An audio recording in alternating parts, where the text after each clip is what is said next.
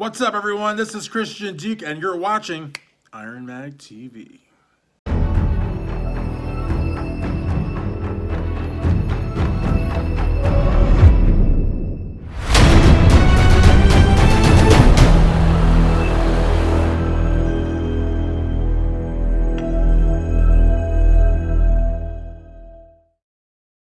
And we're back, guys. Thanks again for watching IronMag TV week after week, available at ironmaglabs.com, ironmagazine.com, and all IML social media platforms. I am your host, Christian Duke.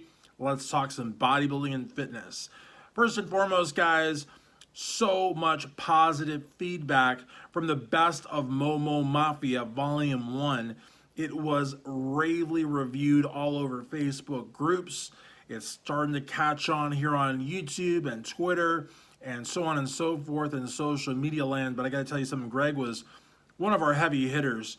We also have some other best of material coming out. We got something called One Hit Wonders, which is going to feature, some select clips from shows that really didn't have the same kind of run as your Momo Mafias or, GVL Lives or Beast Coasts. Those are the long running shows, Ask Big Frank was a long-running show. The Iron Duke Speaks was a long-running show.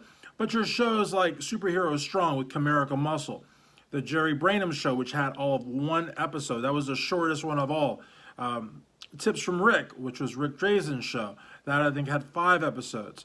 So we're coming out with something called One Hit Wonders, which is going to be kind of like focused on the smaller shows.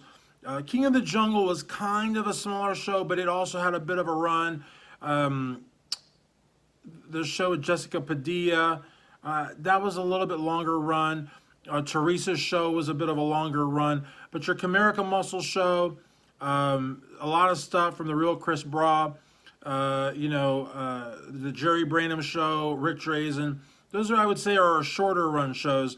There was also a show called The Momo and the Fox, which was supposed to be Greg Valentino and JD Fox. That was a show that originally, I'm not going to talk about this too long because a lot of people actually like hearing about IronMag TV from 2017, 2018, but the Momo and the Fox was actually supposed to replace a show that was going to be Greg Valentino and Big Frank. And there was even a graphic that was made, and if you guys happen to have that graphic, it's almost like a collector's sort of thing because it really just went out for like a couple of days and then we pulled it.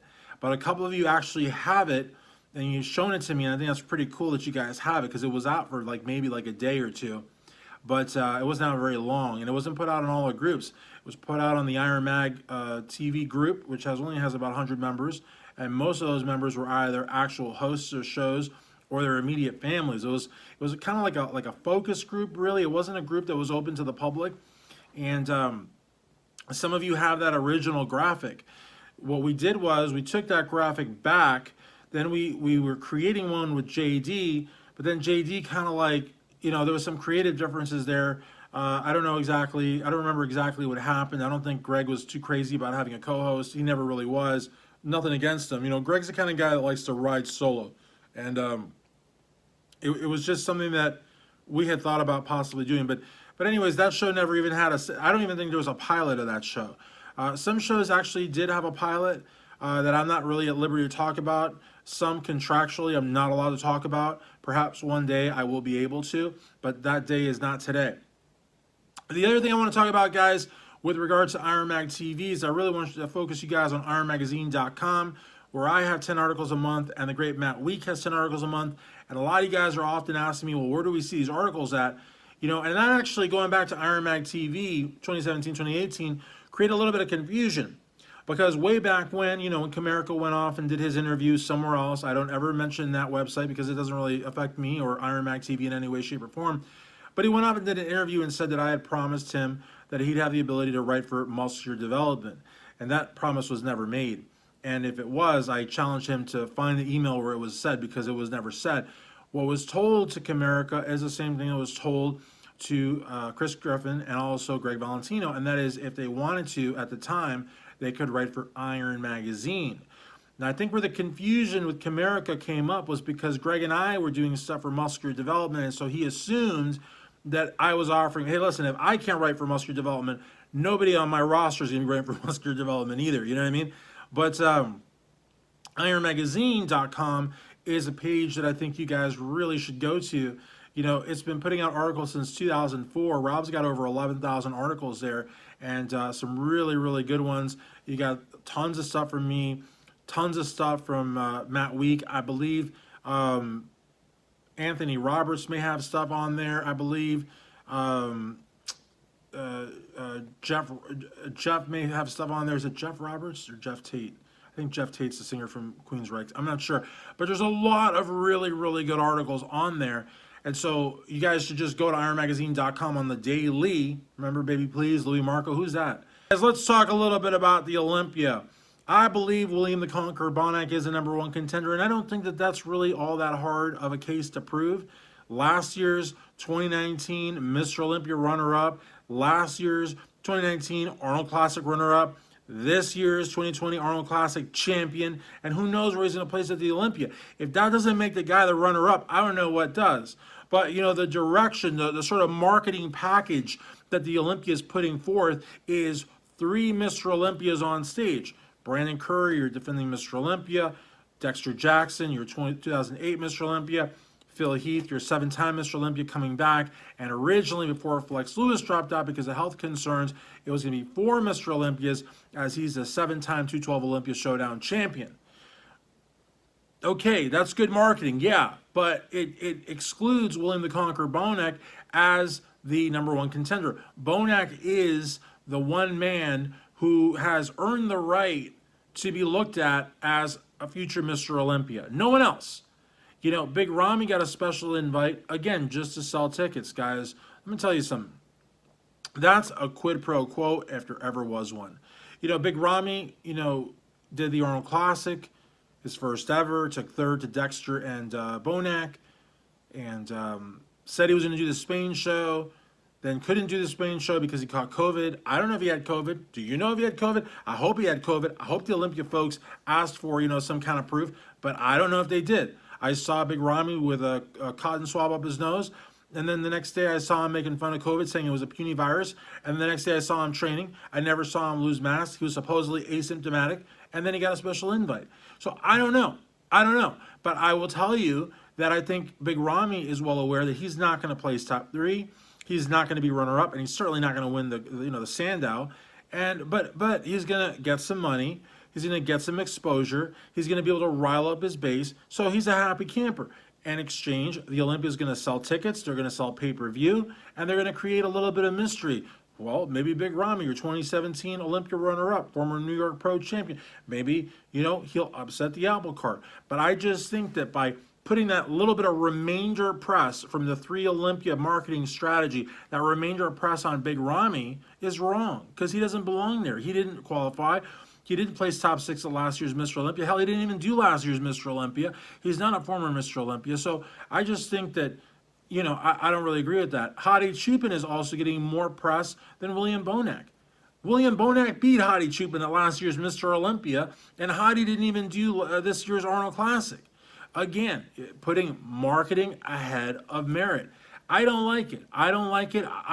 Look, I can hold my nose for the special invite. I can look the other way for it. But, you know, the special invite's kind of like, that's it, guys. Then you got to go back to merit. But at the same time, look at what Jake Wood, the new Olympia owner, Dan Solomon, the chief Olympia officer, Sean Ray, the editor-in-chief of Digital Muscle, Tamer Olagindi, the production man of the Olympia. Look what these guys have accomplished. Bob Ciccarello, the MC, Dennis James, the co-MC. Look what they've accomplished. Originally, the Olympia, set in September at the Orleans, was moved to the Planet Hollywood Resort on the Las Vegas Strip at the Zappos Theater. Then it was moved from September to December. Then it was moved from Las Vegas to Orlando. And they've been able to do all this on the fly, guys. You know, an event that takes, you know, the second that the Olympia is over, the planning starts for the next year's Olympia. They did something that normally takes 8 or 9 months in 1 month. Yeah, I mean, so I cannot, object too much to anything that they do. I just think that, you know, a guy like William Bonac, who has earned the right to be the #1 contender, is getting, you know, basically like thrust into the shadows for a guy who didn't qualify and for a guy that he beat last year. It just doesn't seem fair. So what I've decided to do for guys like William Bonac and Roelly Winkler is I've had my graphic designer, who's also IronMag Labs graphic designer. He works for me independently, and he also works for IronMag Labs. I've had him create graphics for these guys who are not getting the love from the Olympia. So guess what? The old Iron Duke with my personal page, strengthaddicts.com, is giving them the love because they deserve it. I mean, Roelly Winkler in 2018 was the People's Champion, top 3. And then the next year, last year he didn't place where he wanted to place, but he was still top 6, even though that Nick Strength and Power over there, backed by Redcon, with 1 million plus subs, getting about 120,000 views per video, which is kind of weird, is saying that Roelly's not going to place in the top 6, which I think is patently disrespectful. But the thing is, guys, who cares what that Momo has to say? That's Greg Valentino's word, Momo. I didn't call you a fucko. I called you a Momo. It's not as bad, okay? But, Roelly is somebody who could win the competition. Bonac is somebody who could win the competition. Brandon is going to win. He's my pick to win. The Sandow's not leaving Nashville, but these are 2 guys, Bonac and Roelly, who really are deserving of the press. Phil Heath left, guys. Phil Heath left. He could have come back in 2019, and he didn't. You know why he didn't come back in 2019? You want to know why Phil Heath didn't come back in 2019? Because there was still a shred of a chance that Sean Flexitron Roden would be in the lineup. You think I'm kidding? I'm not. Roden knocked his ass out. And so now, Phil is coming back because Roden's not there. Because Phil thinks if he can beat Brandon 2019, he's Mr. Olympia again. Brandon 2019 ain't coming to the 2020. Brandon and Abdullah are putting something together that's totally going to revamp that 2019 look, make it look altogether different. You guys have seen what Hunter Labrada has been able to do in a couple of months. Imagine what Brandon Curry was able to do in 12 or 13 months, guys. I mean, listen, guys, you guys are in for a shocker in Orlando. And we still haven't seen the so-called Dream Killer without a tank top. You know what I mean? Phil Heath has not shown us his midsection. We don't know what it looks like. And he's talking about how he's going to be looking like Ronnie Coleman in 2003. That's a hell of a statement considering that in the 7 years he won the Olympia, he never looked like Ronnie Coleman in 2003. I mean, that's a really hell of a thing to say, especially now because I'm pretty sure we've seen the best of Phil. If you think otherwise, leave a comment down below. But I think we've seen the best of him. You know what I mean? In this sport, you don't get better as you age. The ladies do, but the gentlemen don't. All right, guys. Well, I hope you enjoyed this edition of IronMag TV, hosted by yours truly, the Iron Duke. And I look forward to reading your comments, guys. If you don't post a comment, I got no way of knowing what you have to say. This is Christian. Oh, and one last thing.